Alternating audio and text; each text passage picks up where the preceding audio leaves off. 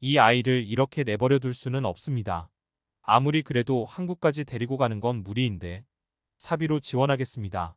파키스탄의 한 빈민가에서 한국인들이 실갱이를 벌이고 있습니다. 이들의 행색으로 봐서는 파키스탄의 의료 봉사를 나온 의료진인 것 같은데요. 허름한 침대에 누워있는 삐쩍 마른 소녀의 상태를 보아하니 더는 지체해서는 안 될 것 같습니다. 소녀를 지켜야 한다고 외치고 있는 남성은 더 기다리지 못하고 소녀를 들쳐 안는데요. 무슨 일이 있었던 것인지 한번 자세히 알아보도록 하겠습니다. 해당 사연은 파키스탄에서 온 희나 씨가 제보해준 이야기와 SNS 내용을 바탕으로 재구성된 스토리입니다. 안녕하세요. 제 이름은 희나라고 해요. 제 외모는 누가 봐도 한국인이 아니죠. 같은 아시아 사람이긴 하지만 저는 남아시아에서 왔답니다. 남아시아의 파키스탄, 그곳이 제 고향이에요.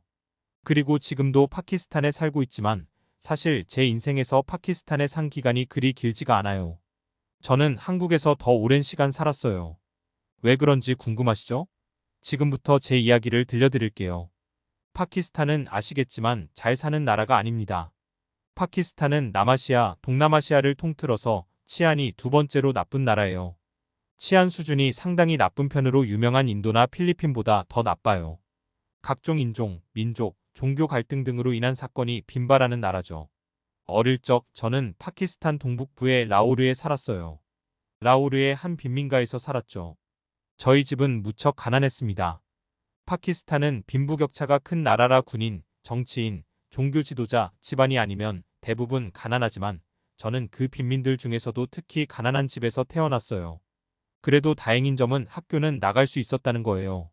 부모님은 가난하셨지만 저와 형제들 양육을 게을리하지 않고 열심히 돈을 버셨어요. 어렵게 번 돈으로 저희를 학교에 보냈죠. 그러기 위해서 식사도 줄이고 몸이 아파도 참아야만 했죠.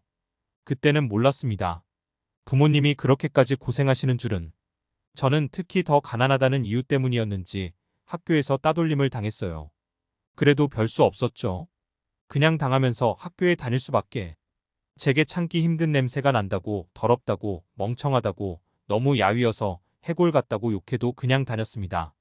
슬슬 폭언을 지나 물리적인 피해까지 입게 될 무렵 일이 터졌습니다. 부모님이 돌아가셨어요. 어떻게 된 일인지 두 분이 비슷한 시기에 돌아가셨어요. 사고를 당한 것은 아니에요. 먼저 돌아가신 건 아버지였습니다. 아버지는 병이 있었어요. 치료할 돈이 없었을 뿐더러 병이 있는지조차 몰랐죠. 몸 상태가 급격하게 나빠져서 병이 있구나 알게 되셨지만 그땐 이미 너무 늦었고 알았더라도 병원 갈 돈이 없었습니다. 그렇게 아버지는 세상을 떠나셨어요. 혼자 남은 어머니에게는 슬퍼할 틈이 길게 주어지지 않았어요. 저희를 먹여 살려야 했으니까요. 그런데 아버지 몫까지 무리하시던 어머니는 이미 잠 못 자고 밥 못 먹던 상태를 지속하고 있었어요. 그렇게 되면서 어머니까지 목숨을 잃으셨죠. 저와 형제들은 고아가 됐습니다. 제가 첫째라 어떻게든 애써봤지만 저도 그때 나이가 고작 9살이었어요. 그나마 시에서 저희 가족처럼 극단적으로 힘든 사람들을 위해 어느 정도 지원을 해줘서 굶어 죽지는 않을 수 있었지만 저는 물론이고 동생들도 뼈만 앙상했어요. 정말 딱 생명을 유지할 수 있을 정도로만 지원받았거든요. 저는 또 가족을 잃었습니다. 제 여동생, 남동생 다 해서 6명이나 됐는데 그중에 넷이나 목숨을 잃어 제겐 동생 둘밖에 남지 않았죠. 그렇게 1년이 흘렀습니다. 하얀 피부의 아시아인들이 우리 마을로 의료 봉사를 왔어요.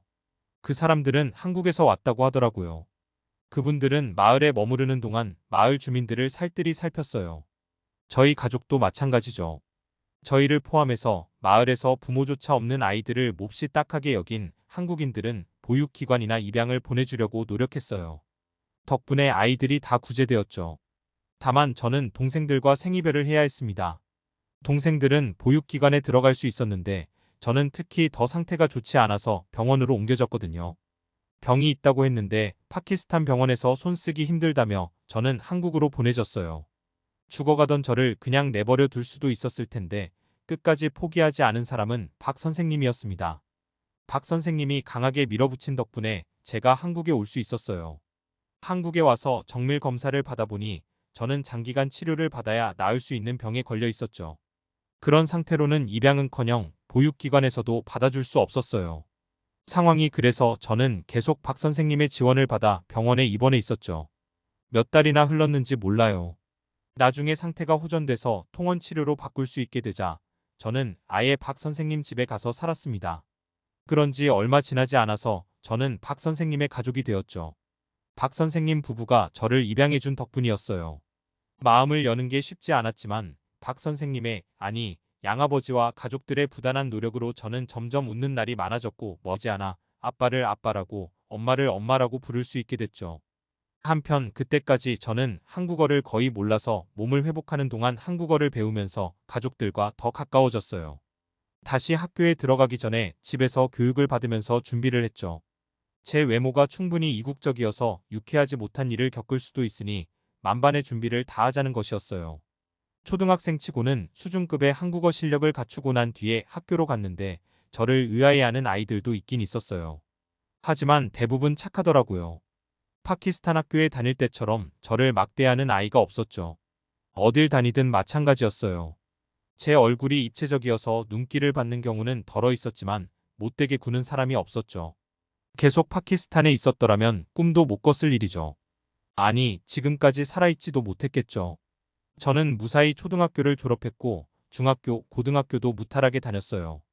제가 처음 만난 한국인이 저희 양아버지였는데 그 뒤로 만난 한국인들도 다 착해서 한국에는 천사들밖에 없나 싶었어요.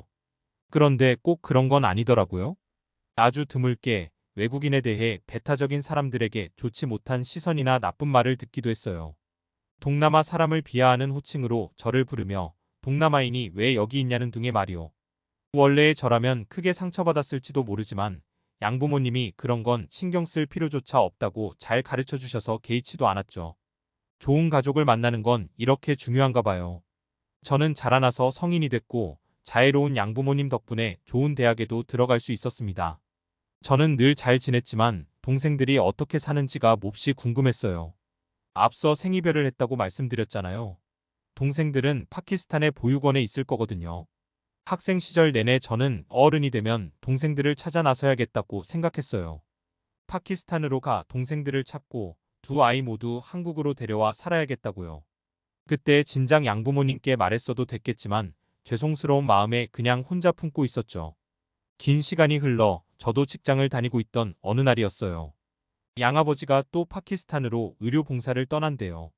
저는 의료진이 아니어서 같은 자격으로 함께 갈 수는 없었지만 아버지를 졸라 함께 가게 해달라고 했죠. 희나 고향이 그리웠니? 그리고 아버지는 절대 안 된다고 하시는 법이 없는 분이시죠. 덕분에 실로 오랜만에 고향에 떠나게 됐습니다. 비행기로 18시간 가까이 걸리더라고요. 처음 몇 시간은 너무 긴장돼서 잠이 안 왔는데 어느 순간 잠들었는지 눈 뜨니까 도착해 있었어요. 거의 20년 만에 밟는 고향 땅. 감회가 남달랐어요. 무엇보다도 생경했던 것은 저를 대하는 사람들의 태도였어요. 공항에서부터 저를 높은 사람처럼 대하기에 의아했죠. 어릴 때는 이런 곳 근처에도 못 와봤던 저라서 이상했어요. 아버지와 그의 동료들이 의료 봉사를 다닐 때 동생들을 찾기 위해 종횡무진했습니다. 기관을 찾아갔는데 처음에는 두려웠어요. 한국에서 좋은 사람들 틈에 섞여 살며 자존감을 모두 회복했다고 생각했지만 어렸을 때의 기억과 상처는 늘 오래가는 법이니까요. 하지만 의외로 모두가 저에게 친절해서 인지 부조화마저 느껴졌죠. 친절을 넘어 저를 높은 사람 대하듯이 대해줬다고 할까요? 기분이 너무 이상했습니다. 그래도 그들의 협조 덕분에 동생들을 찾는 데에 필요한 많은 자료를 모을 수 있어서 감사했죠. 그러다가 어느 날에는 아버지를 따라 빈민가에 가게 됐어요. 옛 생각이 파도처럼 밀려들어서 막을 재간이 없었습니다. 과거에 저를 못살게 굴고 인간 취급도 안 했던 사람들 생각이 나서 잠시 괴로웠는데 마을의 모든 사람들은 저를 한국인처럼 대했어요. 한국인처럼 대했다는 건 저도 선생님이라고 부르며 윗사람처럼 대했다는 뜻입니다. 이런 모습들을 보니 만감이 교차했지만 그 무엇보다 애잔함이 가장 앞섰습니다. 옛날에 이곳에서 힘들었던 제 모습을 떠올리니 지금 고생하는 사람들도 꼭 행복해졌으면 좋겠다고 생각했어요. 그리고 머지않아 곧 결심이 섰죠. 저는 파키스탄 사회를 위해 힘쓰는 사람이 되겠다고요. 마침 제 전공이 사회복지 관련이라서 준비만 하면 곧바로 파키스탄에 남아 일할 수 있을 것 같았죠. 저는 이 마음과 동생들을 찾고자 하는 의지를 아버지께 말씀드렸어요. 파키스탄에 있어야 할 것 같다고요. 그랬더니 아버지는 아주 장하다며 또 제 뜻을 존중해 주셨죠. 제가 이렇게 좋은 사람으로 발돋움할 수 있었던 건 모두 아버지 덕분이 아닐 리가 없어요. 제가 꼭 동생들을 찾고 파키스탄 사회 발전에 이바지할 수 있도록 모두 응원해 주세요. 지금까지 희나 씨의 이야기를 들어보았는데요. 사연을 어떻게 들으셨나요? 클립 뉴스에서는 여러분의 사연을 기다리고 있으니 언제라도 재밌는 사연이 있으면 보내주시길 바랍니다.